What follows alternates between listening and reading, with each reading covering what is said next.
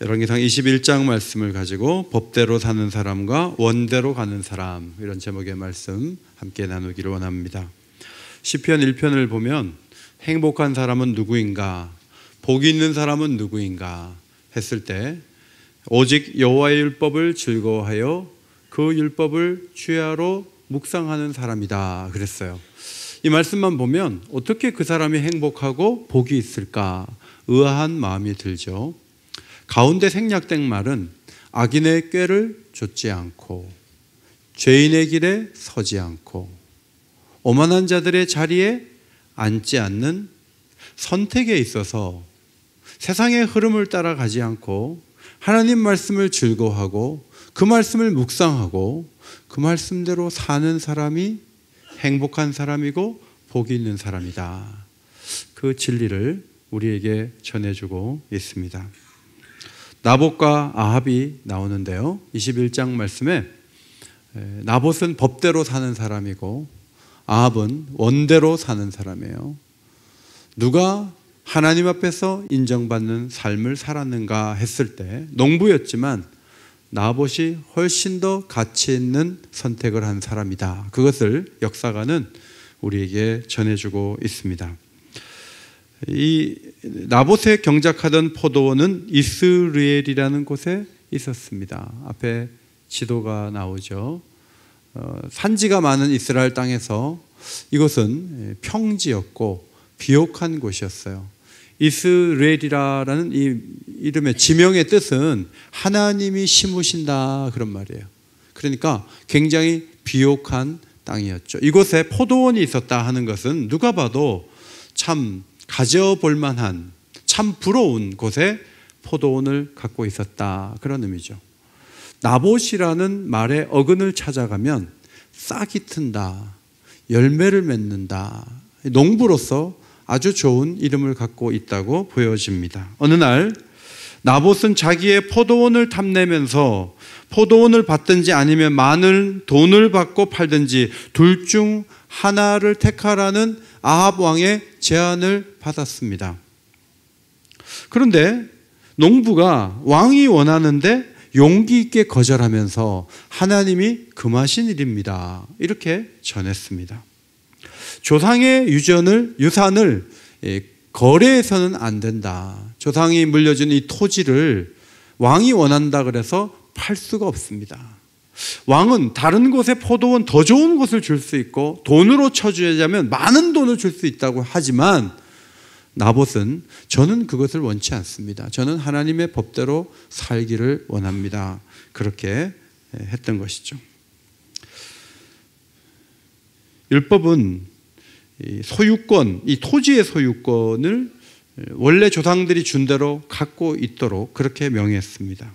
만약에 팔 경우에는 희년이 되면 50년이 되면 7년마다 안식년이 있고 연결해서 50년째는 희년이거든요. 희년이 되면 원래 소유주로 다 돌려줘야 된다. 율법은 그렇게 명하고 있습니다.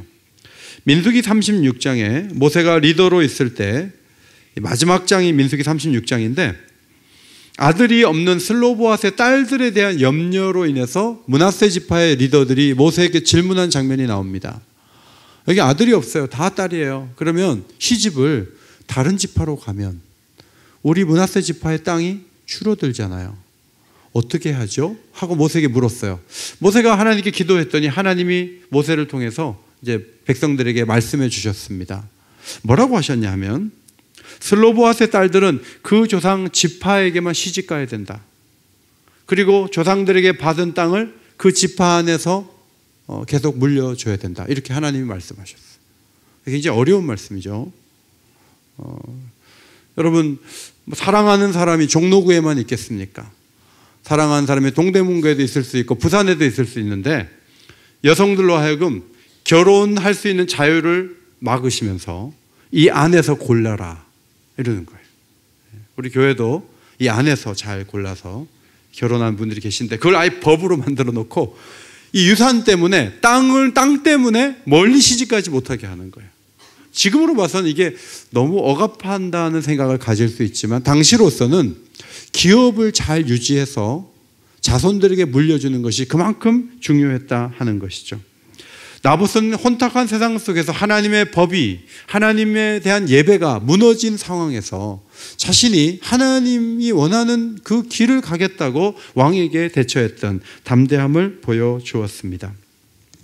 이런 원칙을 지키는 모습을 보면서 우리는 나봇에게 한없는 점수를 줘야 된다고 생각을 합니다. 왜냐하면 원칙을 어기는 일들로 인해서 너무나 많은 홍역을 겪고 너무나 고통을 당하는 것이 우리 사회에 빈번하게 일어나고 있기 때문입니다.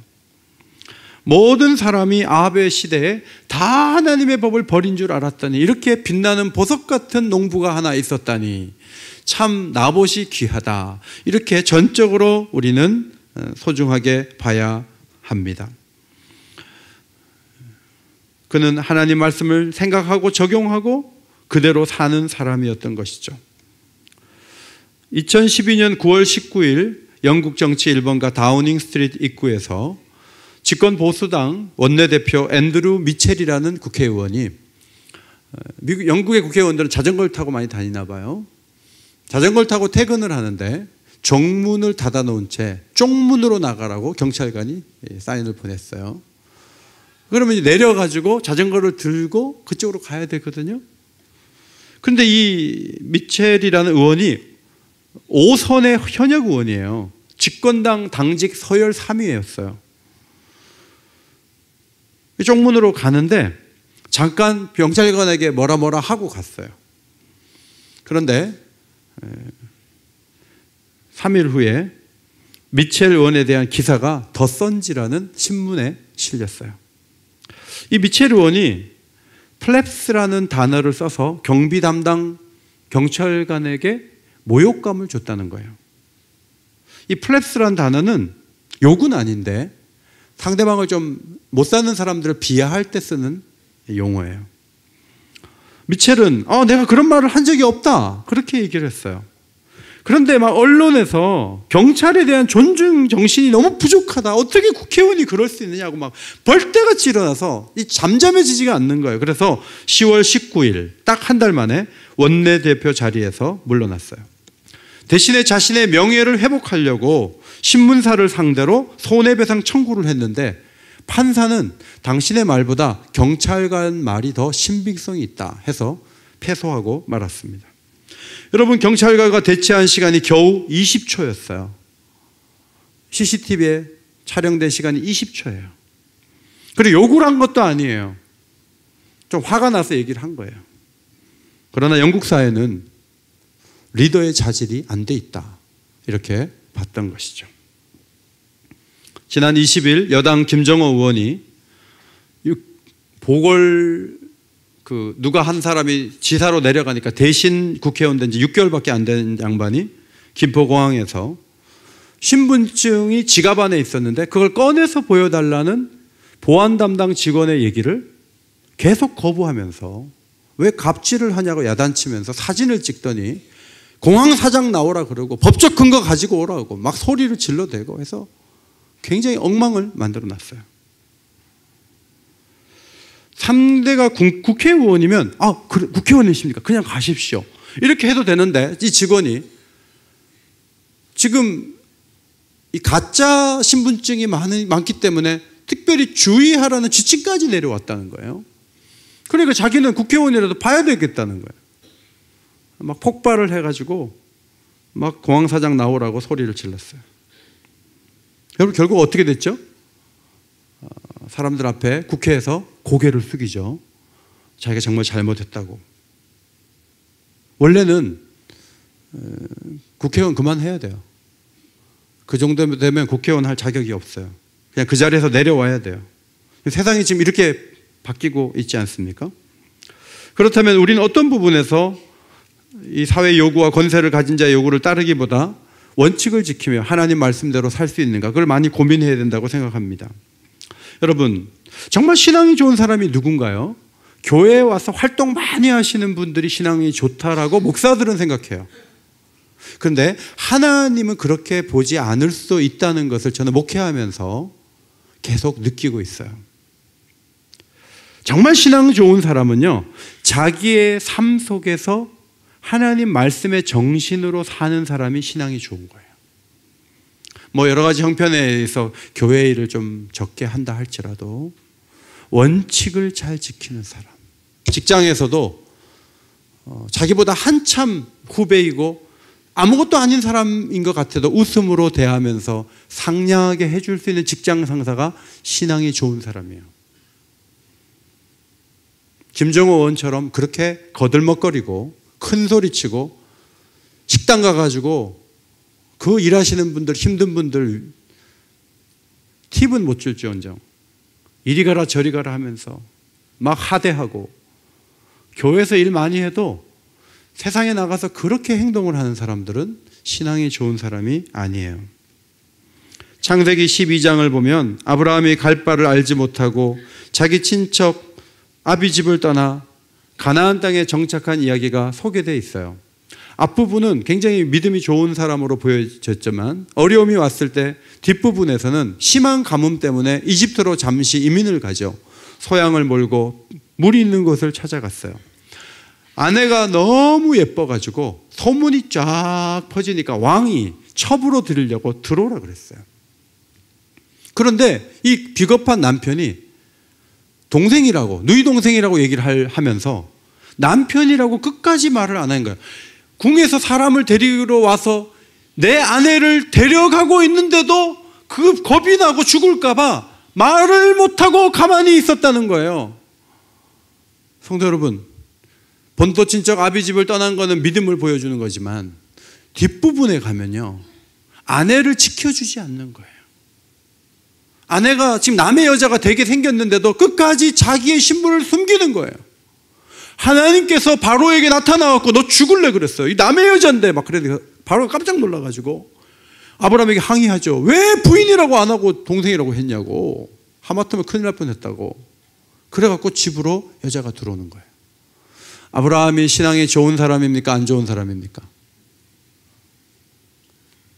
여자분들, 아브라함의 신앙이 좋습니까? 안 좋습니까? 본토 친척 아비집만 떠나는 것 갖고 얘기합니까?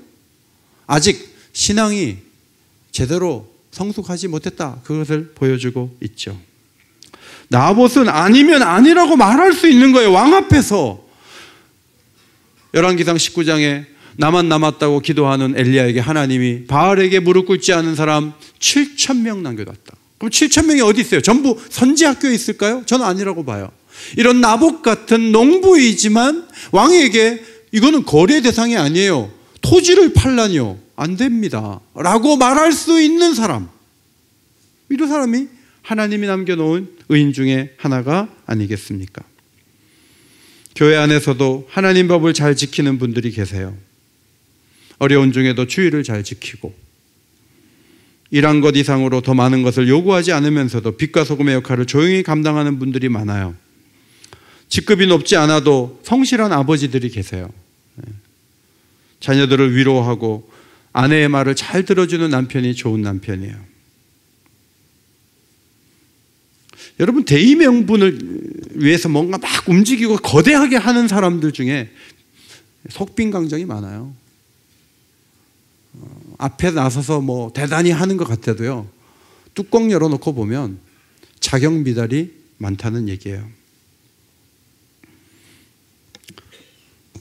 소외된 이들을 위해서 연일 시위를 이어가면서 우리 교회 앞에서 몇 달 동안 시위를 열심히 하고 텐트 안에서 생활하는 분들을 봤어요. 이제 시간이 몇 달이 지나면서 이웃이 돼버렸죠. 이런저런 얘기를 제가 계속 들어요. 근데 이런 얘기도 들었어요. 시위하느라 집에 가본 적이 없는 거예요. 몇 달 동안. 시위하느라 애들을 만난 적이 없어요. 시위하다가 생활비도 안 붙여줘요. 그런데 우리 교회 앞에는 국회의원이 20몇 명이 다녀가고 미국 하원 의장이 다녀가고 언론일 타니까 총회장도 우리 교회에 왔었어요. 막 사람들이 와요. 그 사이에서 막 진두지휘하듯이 막 그렇게 하는 거예요. 뭐 그렇게 하다가 김정호 의원처럼 국회의원도 될 수 있어요. 그러나 여러분, 기본이 안 돼 있으면 국회의원이 되면 무엇 하겠습니까? 아합의 부인 이세벨은 이스라엘 장로들에게, 귀족들에게 편지를 했죠. 내용이 아주 악한 것이었는데 2명의 거짓 증인을 세워서 나봇이 하나님과 왕을 저주했다는 말을 들었다고 얘기하게 하고 돌로 쳐 죽여라. 이게 편지의 내용이었어요. 이 비겁한 리더들이 그 말 그대로 해서 나봇이 돌에 맞아 죽었습니다. 그리고 포도원은 아합의 소유가 되었습니다. 여러분이 이 기사를 보면서 나봇이 왜 버텨? 힘이 센 사람 앞에서 왜 버텨? 이렇게 여러분이 왜 버텼냐고 얘기할 수가 있겠죠. 거대한 악에 맞설 필요가 없는데 왜 버텨? 여러분이 그렇게 말할 수도 있어요. 저는 지금 노회에서 회의록 서기를 맡고 있어요. 교회 노회에서 아주 영향력 있는 목사님이 저한테 전화를 해서 회의하지도 않은 내용을 적으라고 저한테 압력을 넣었어요. 그래서 제가 못한다 그랬어요. 그랬더니 내용 증명이 오더라고요. 그리고 거기에 이은호 목사를 고발하겠다.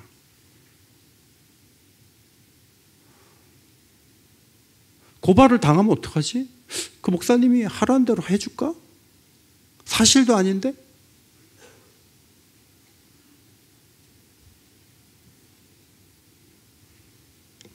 여러분, 문제없이 잘 가는 게 목표가 아니에요. 내용 증명을 받고 고발을 당해도 아닌 건 아닌 거예요. 오늘 나봇에게 그런 의지가 있는 거예요. 중요한 건 하나님 말씀이라는 거죠. 신명기 25장 23절 토지를 영구히 팔지 말 것은 토지는 다 내 것임이니라. 너희는 거류민이요 동거하는 자로서 나와 함께 있느니라. 너희 기업에 온 땅으로 그 토지 무르기를 허락할지니 만일 내 형제가 가난하여 그의 기업 중에서 얼마를 팔았으면 그에게 가까운 기업 물을 자가 와서 그의 형제가 판 것을 물을 것이요.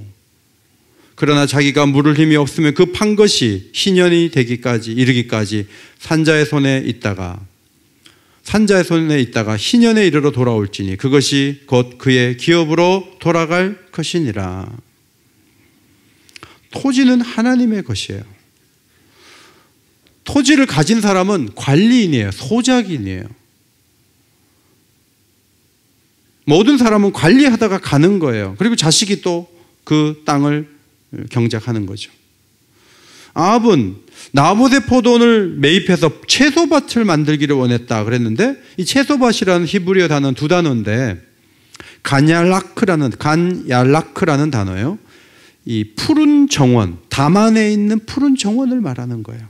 이 간얄라크라는 단어가 2번 딱 나오는데 성경에 신명기 11장에 또 나오거든요. 가나안 땅은 애굽 땅과 같지 아니하니 거기에서는 너희가 파종한 후에 발로 물대기를 채소밭같이 하였거니와 너희가 건너가서 차지할 땅은 내 하나님 여호와께서 돌보아 주시는 땅이라. 이집트 땅은 정원이에요.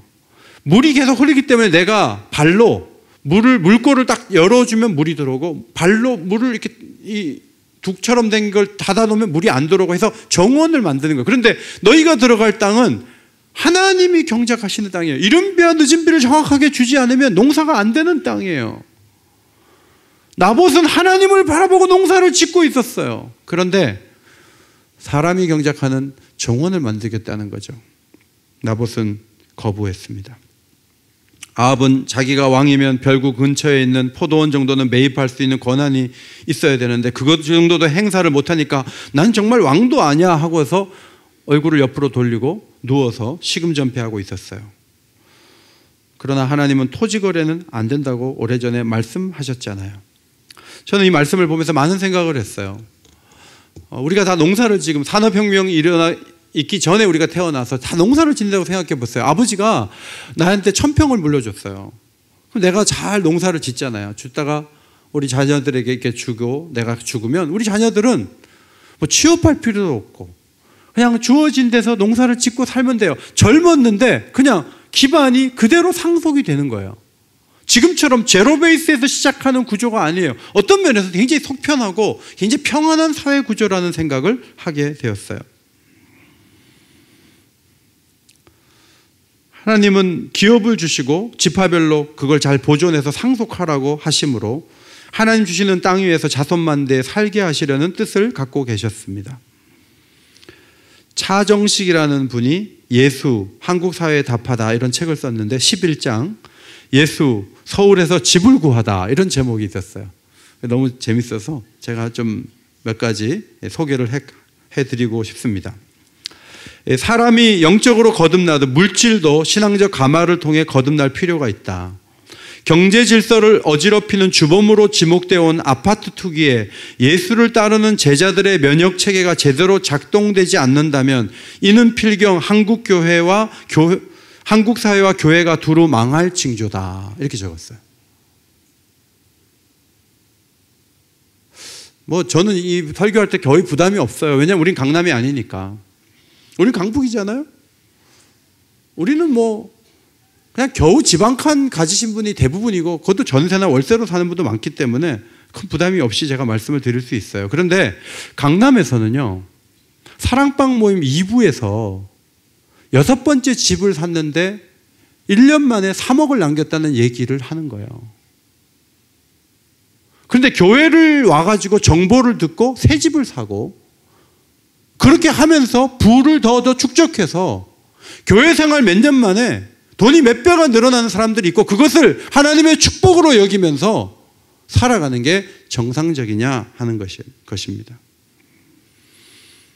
우리는 왜 과잉 축적되어 숨 쉴 틈을 주지 않는 탐욕의 진창을 벗어나지 못한 채 아름다운 창조 세계에 가격표를 붙여 한 구석을 공용단지로 만들어 버려야 하는 것일까? 언제부터 졸부들은 주거 공간조차 미끼로 이용하여 돈을 버는 재미에 오염된 것일까? 제가 사는 아파트를 4년 전에 샀으면요, 우리 교회는 4억을 벌었어요. 저는 그걸 생각하면서 그때 왜 안 샀지? 막 그 생각을 참 많이 했어요. 그런데 가만 생각해 보니까 그 4억은요, 불로소득이에요. 일하지 않고 버는 소득이에요. 목사도요, 아파트 값이 너무 오르니까 집을 빨리 사놓았으면 좋았을 텐데 그 마음이 드는 거예요. 그러나 주거 공간은 돈을 버는 공간이 아니에요. 땅은 돈 벌려고 사고 팔고 하는 그런 개념 자체가 굉장히 비성경적이라는 거예요. 왜 우리 교회들은 그러한 부조리에 눈과 귀를 닫은 채 축복의 결과로서 집착하는 것일까? 그럴싸한 외형에 도취하여 그 구조에 음험한 장난을 방치한 채 더 큰 집 짓기에 골몰하는 것은 누구의 복음인가? 이러한 현실의 난맥상을 마주하며 예수는 반드시 이 땅이 하나님의 땅으로 우리가 영원히 소유하지 못함을 가르치며 자본주의적 심성에 길들어진 욕심을 질타하실 것이다. 우리는 단지 그 땅을 맡아 관리하는 것으로 자족해야 한다고 훈계하실 것이다. 그래서 집이 몇 채 없는 것에 대해서 여러분이 막 탄식하지 마세요. 집과 토지가 무슨 투자 대상이라고. 그렇게 해서 돈 버는 게 뭐가 그렇게 당당하다고. 여러분, 대기업 상위 10%가 땅을 얼마나 갖고 있냐면 23억 5천만 평을 갖고 있는데 여의도에 3,200배의 땅을 이 기업들이 소유하고 있어요. 그 땅이 지난 10년 동안 3배가 올랐어요. 10,000원어치 팔아도 100원도 남기지 못하는 지 구조에서 땅을 가지고 3배 장사가 되는 거예요. 그러는 동안에 개인 보유 토지는 5.9%가 줄어들었어요. 국가에서는 어떻게든 집을 많이 지면 집값이 안정될 줄 알고 521만 가구를 지난 10년 동안 더 가구가 늘어나도록 어떻게든 집을 지었단 말이죠. 521만 가구. 근데 다주택 보유자 상위 10%가 208만 가구를 더 그 시간에 늘리는 거예요. 40%를 다주택주의 가진 사람들이 다 가져가요. 이게 어느 정도 분량이냐면 판교 신도시 70개의 분량이에요. 아무리 집을 많이 지어도 소용이 없어요. 가지신 분들이 더 많이 집을 사요. 누구는 포도원이 생업의 전부인데 누구는 눈요기 하는 정원을 만들려고 해요. 그러면서 밤에 잠을 못 자는 거죠. 밥을 안 먹는 거죠. 그것이 손에 들어올 때까지. 아합은 지금까지 많은 악을 저질렀는데 이 나봇의 포도원을 뺏는 이 사건이 언제 기록된지 아세요? 언제 저질러진지 아세요? 갈멜산 사건 훨씬 이전 같죠. 그렇지 않습니다. 이것이 어쩌면 아합의 마지막 범죄예요. 아주 뒷부분의 죄예요. 이 탐욕의 죄라는 게 초보자들이 하는 죄가 아니라는 거예요. 탐욕의 죄는 뒷부분의 죄고 심판이 임박했을 때 나가는 죄가 탐욕의 죄다 하는 거예요. 10,000명, 20,000명이 넘는 교회 목사님이 우리가 땅을 샀는데 그 땅이 100배가 올랐습니다. 할렐루야 이렇게 얘기했어요. 그 교회는 큰 빌딩을 8채를 갖고 있었어요. 교인도 20,000명이 넘어갔어요. 30,000명도 넘어요. 그런데 PD수첩에 그 목사님의 그 말을 캡처를 해가지고 보여주는 거예요. 땅값이 오르고 교회 재산이 많아졌을 때는 축복이었는데 사람들 앞에 그게 펼쳐지자 수치가 되고 말았죠. 성도 여러분, 우리 교회는 교인이 많지 않아요. 교인이 그렇게 많지 않아요. 자, 이 정도에서 우리가 분리개척을 한번 해보자. 제가 그래서 금요기도회 때 병을 낫게 해달라 할 때 아멘, 새해에도 힘을 달라고 아멘, 성령 충만하게 해주십시오 아멘, 새해에는 개척하게 하소서 노멘. 우리는 아직 더 커져야 된다는 거죠. 우리는 아직 수가 적고 성가대도 더 많아져야 되고 교사도 더 많아져야 되고 우리는 앞으로 더 커져야 되는데 목사님이 무슨 부흥을 시켰다고 개척하려고 그래? 이상한 거 아니야? 우린 더 커져야 돼. 이렇게 생각하는 교인들이 적지 않아요. 성도 여러분, 커져만 가면요 망하는 거예요. 커져만 가면 꺾이는 거예요. 예루살렘 교회가 막 안에서는 나눔이 잘 되고 굉장히 건강한 교회였어요. 그런데 사마리아로 사람을 보내지를 않아요. 그냥 자체의 그 모임으로 희낙낙한 거예요. 하나님이 반강제적으로 사도들을 사마리아에 보냈을 때 핍박을 받은 이후의 시간에 그렇게 됐던 것이죠. 아합은 나봇의 태도를 보며 근심하고 답답하여 왕궁으로 돌아왔습니다. 식사도 하지 않았습니다. 그는 얼마 전에도 열왕기상 20장 43절에도 근심하고 답답했다 그랬죠. 그때는 전쟁을 했는데 적장을 죽여야 되는데 안 죽였어요. 자기 마음대로 살려줬어요. 그래서 당신의 목숨을 대신해서 하나님 찾는다 이런 얘기를 듣고 막 걱정하면서 갔는데 금방 마음이 또 이 포도원을 갖고 싶은 마음이 젖어갖고 또 답답하고 근심해요. 여러분, 근심이란 말은 얼굴이 어두운 거예요. 얼굴이 어둡고 그 다음에 안달이 나 있는 표정이에요. 그 다음에 답답하다는 말은 빨리 이루지 못해 초조한 거예요. 초조하다. 뭐 이런 거 한 번씩 우리가 경험해 보지 않습니까? 저는 이게 굉장히 아합의 병이라고 생각하지만 사실 이런 성격이니까 왕으로서는 목표를 이루는 거예요. 어떤 목표가 세워지면 그걸 반드시 이루려고 하는 성격의 사람이 있는가 하면 어떤 사람은요 뭐 되면 감사하고 안 돼도 할 수 없고 이런 분들은 평생 뭐가 되는 게 별로 없는 거잖아요. 그러니까 아합은 뭔가 목표가 세워지면 밥을 안 먹고서라도 고민하고 집중하고 그런 집중력이 있었단 말이죠. 그래서 역사를 보면요 이스라엘의 여러 왕 중에 가장 강력한 통치를 했던 사람이 누구냐? 아합이라는 거예요. 모압에게서 조공을 받고 군사적으로 경제적으로 태평생들을 누리게 했던 왕이 누구냐? 아합이라는 거예요. 우리로 말하면요 중국이나 미국이 함부로 할 수 없는 굉장히 강력한 나라를 만든 대통령에 해당되는 사람이에요. 왜냐하면 목표를 정해서 손에 넣기 전에는 밥을 안 먹는 사람이거든요. 그래서 계획대로 다 돼야지 직성이 풀리는 거예요. 문제는 악한 일에 대해서도 그런 생각이 작동을 한 거예요. 이 문제가 있는 거예요. 역사를 보면 헤롯이 처제를 데리고 살았다고요. 아니, 예쁜 사람들 많아도 동생의 부인은 건드리면 안 되잖아요. 동생하고 어떻게 하려고 처제를 자기 와이프로 만들었어요.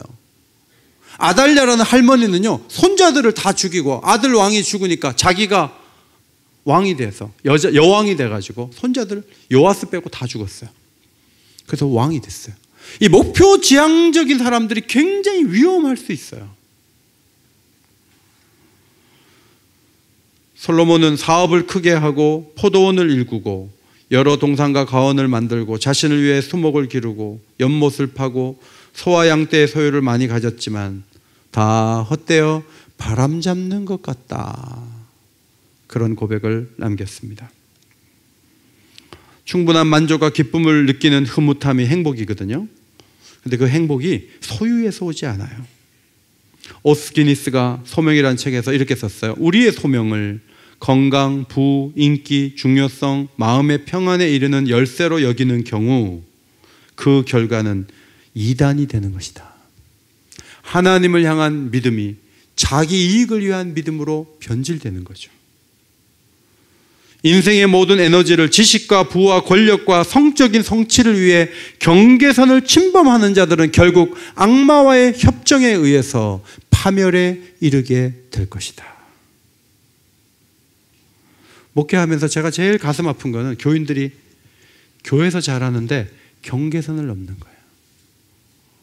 뭐 완전 범죄도 될 수 있지만요, 드러나죠. 다 드러나요. 한 3년, 5년 지나면요, 집에서 무슨 일을 하는지 다 들어요. 숨길 수 없어요. 다 드러나요.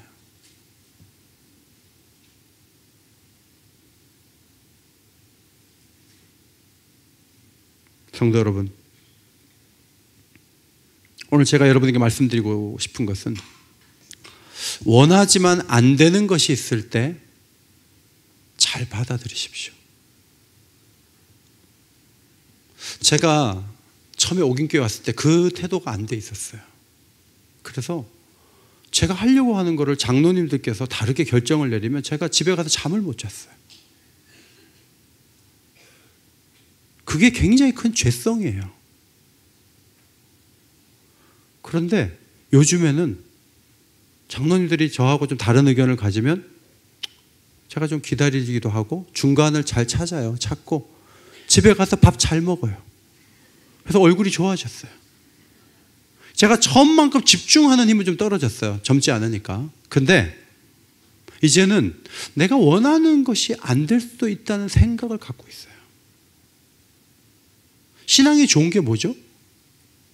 내가 원하는 대로 안 되면 막 공황사장 나와. 여러분, 그분이 혹시 교회 집사님이면요, 정말 신앙이 잘못된 거 아니에요? 교회 집사인지 아닌지 몰라요. 모르는데 혹시 교회를 다닌다면 출교시켜야 돼, 진짜.